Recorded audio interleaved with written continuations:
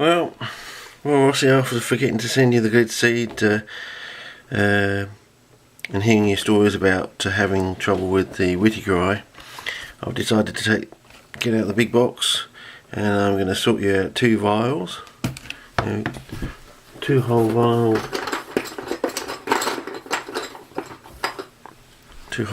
of WHITTAKERII seed. One vial you can use, one vial you can use for experimentation. Break it up into 10 lots or something and try smoking the pots with one, smoke water with another pot, ash with another one, coffee grounds, whatever you want to do, abrasion, piercing the seed, ripping a little bit of the test off one side, whatever you want to do, try that with the one tube. With the other tube, I want you to sell it to the North Islanders and buy yourself a new camera, because, as I said, I listen to your clips. I listen to all my clips with earphones on, and unless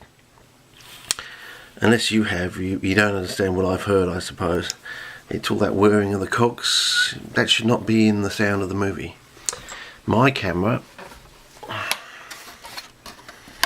I know you see this. My camera has these two stereo microphones on either side there. It also has I don't know if you can see that, speaker on there.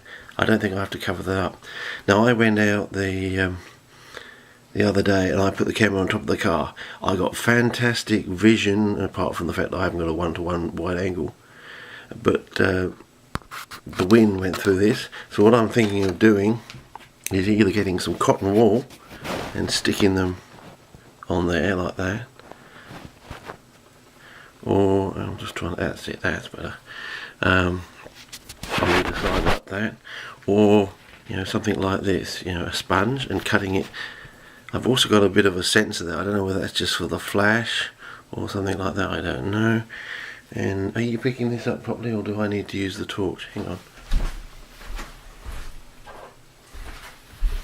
I mean, if I do that and point it on the actual part of the camera, will it pick it up? I don't know. Yeah, anyway, I got a speaker there, I don't know if you can see that, and one there, and there's also sorry, that's a microphone there, a microphone there, which gives me stereo sound, lovely stereo sound, and speaker. It's the best part of the camera, is that. It's the sound. It's better than the actual pictures.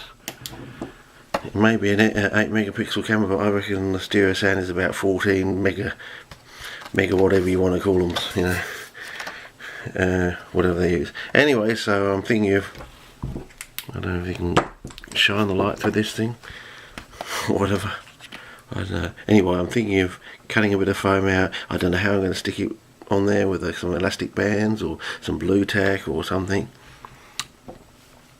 And then after, so that should get rid of the sound business, and then after that I'm going to try using this, which I bought today for $38. First I went in all the toy departments looking for something really cheap, around about the $10 mark. Most of them were around about the $20 mark, but they used a 9-volt battery, which are one, hard to get, expensive, and also once a 9-volt battery runs out, that's it, you can't use it, you have to replace the 9-volt battery. Whereas this one, if I get my batteries, this one uses these things, these triple A's, and I can use probably AAA chargeable ones, which I'm used to. I know they have quite long, because I use them in my torch, because if I take this out, my torch uses rechargeable ones, so I have experience with these. I know that if you can charge them up and you leave them just like that empty, they can keep their charge for quite a few days if you get the good Vata ones. But anyway, it says here it has, I don't know if you can read this, compact and light, compact and lightweight, range up to 3 kilometers. You can also get range extension, but if I ever went out with a friend in the bush, like if Stefano or someone like that comes back, it would be a good safety net to have something like this. But my idea is to have one in the car and strap one to the roof next to the camera. Whether I have to put some foam over the speaker as well, because as we, or attach it to the back of the camera, I don't know. But there was some sort of clip up on line last night of someone slagging off Tony Abbott in the street, and he had some sort of like mobile phone microphone thingamajig that made him sound like he's got the voice of God. So he had this voice of God sound telling Tony Abbott, a staunch religious Catholic, off, and it was absolutely amazing. It's an absolute classic, I think, and it'd probably go viral. I wouldn't, but yeah, by all means look it up. It was absolutely fantastic. I reckon the bloke's going to become an absolute megastar. But I don't know what he was doing, but he had some way of making his voice sound like the voice of God. It was just, you know, because I was listening to it with earphones on, it was just absolutely fantastic. I was just almost rolling on the ground laughing my head off. I mean, he was basically saying everything that we've all been thinking over the last year, or almost a year now, since the election. Anyway, so I'm going to do that. So that's basically the wash up from the past few days and the sending out of the seed. I'm now going to try and get back to my CP research. I'm just getting organised now. So I made a big discovery today. You know, between pots, you know, qualitative experiments. I got one where it was twice as brown. In other words, it basically had twice as much nitrogen fixed into the soil. So that's a big step forward for me. I'm basically almost right near the end of the journey, I reckon. And it takes me back about 15 years to where I was in other research. It sort of, you know, ticked a few boxes, fixed a few things over. You know, like I said, I slightly went off and went round in circles for about 10 years. Well, it sort of takes me back to that point where I started to veer off and go around in circles. And, you know, it's just a subtle correction, and yeah, it'll make a major improvement, you know, especially with the mycorrhizae. So, yeah. Anyway, I suppose I could also you know, just something simple, you know, a bit of water. All it has to do is act like an air barrier to stop the wind, so the sound doesn't get muffled. So I think it doesn't have to be too flash. But anyway, later on in the week I'll make some more clips. Unfortunately, my first clip I tried, it ran out about halfway, just before I had these birds that flew across the road in front of the car. Oh yeah, it was magic, you know, and looking back at the footage, had it not run out, you would have caught them and it would have been absolutely amazing, because they were colourful, these sort of Rosella type birds that we have in Australia, very colourful birds, and they seem to colour up more as we go into the wet sort of thing. Probably because they're coming into mating, breeding season. But anyway, that's this one, and then I'll make a clip showing what I've done with the tubes, how far I've filled them up, so that, you know, you can check when they come through. I'm just going to send this package off to you unregistered. It's going to go airmail, because I always send things airmail, because I expect people to send me things airmail. So it'll go unregistered, unacknowledged, without acknowledgement delivery. That keeps the price down. Of course, it also be in a small package. But as I said, I've got plenty of seed, so if it goes missing or something, or doesn't arrive, well, maybe I should actually register it. Otherwise, what was it? There was some note about someone accusing someone else of stealing. Someone accusing Gideon of stealing some seed or something or other. Yeah, maybe being the big send off, maybe I ought to register it. You know, it's only going to be a small package, so I think it's only an extra $6 anyway. So you know, yeah, small package, small price. But then again, you know, my idea is if you play by the rules, you win by the rules. So you know, I'm going to know everything on the outside of the package, like I did with your seed TARDIS, and also I'm already halfway there with Gideon's. All I've got to do now is in the last clean of the glid seed to, you know, I'm already there basically. I've got the hookery eye, I've got the auriculata, I've got the Whittakeri, the Minkoa, pygmea, I've got the paraffin gemmy to put in here, which is in the cupboard at the moment. I've kept it out of the light just in case, sort of thing. And so it also keeps cool in there too. It's not actually in the fridge, it's in the cupboard, and so the nighttime temperature has been down to about, I say 8 degrees, so, you know, not quite fridge temperature.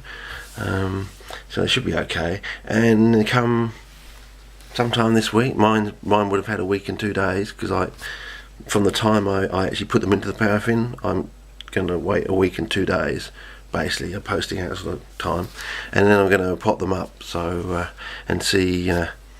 Oh, that's the other thing I'm going to show you, is you've got to get them out of the paraffin. So basically you do the same thing, but instead of the water, you put it into your little container, but I'll show that in another clip.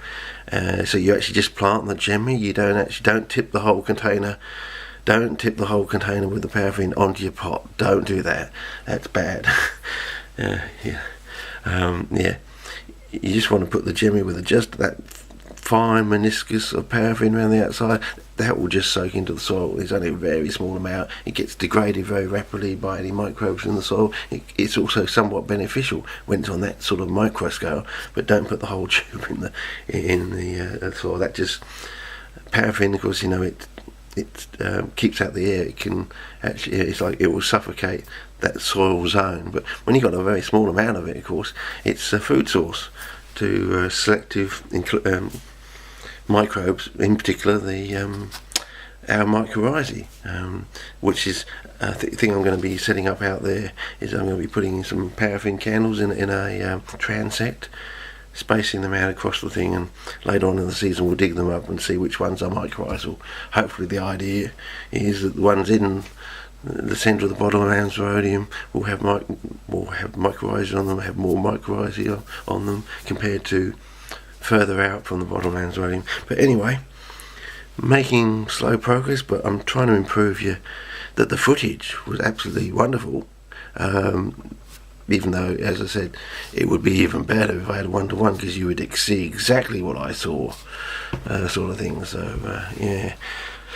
Anyway, maybe that can be improved in the future. But over and out for this clip, because it's getting a bit long, and I'll make another one doing your seed and all that sort of stuff.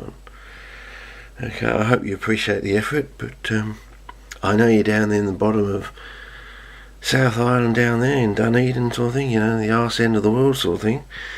I mean, it's almost like being in Tasmania, I reckon. Okay, but yeah, I know I'm taking the piss out of the Nikon, but I take the piss because I'm making an active effort to hopefully allow you to get yourself a new one that doesn't have that problem, because there's no point in taking movies if you've got all this whirring cock sound in the background. It just, as I said, it's like my clips on the roof. The footage was fantastic, but it was totally unusable because of the noise.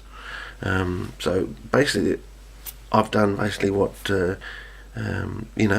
you've got whirring cogs in the background. I had wind in the background of mine, sort of thing. So I'll put my clips up online. When you hear my thing, you'll understand what I mean about what I hear with your camera, sort of thing. I hear whirring cogs, sort of to the same level as the wind in my clips I just made the other day, which I'm trying to negate using either of these sort of thing, and I'll give it a good go. I usually succeed eventually, but it takes me a time. I take baby steps. It's like with the slide copying. I've just suddenly discovered beach night scene flash at night gives me perfect, well, you call it 1-to-1 colour differentiation sort of thing. So I'm going to go back to the slides and try beach night scene flash, maybe even at night time, to try and crack the the slide copying, take it from that 80% closer to 100% sort of thing. It's pretty good, but it's not. I'm not happy about it, so I'll keep going the little baby steps until I get there, sort of thing. But I'm pretty amazed at I didn't think of using beach night scene. What is again? Why would you? You think beach is for beach, why would you think of using beach night scene with flash, for copying slides? But anyway, there you go. It's live and let learn, I think. You do a crazy thing and you discover something new. But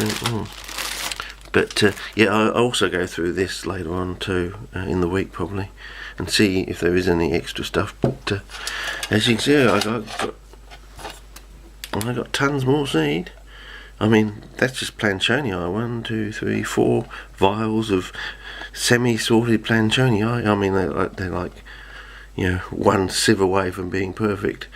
So yeah. Oh, the other thing is with your WHITTAKERI, especially with your WHITTAKERI, that's one thing, is take them out of the tube and put them into either some sort of breathable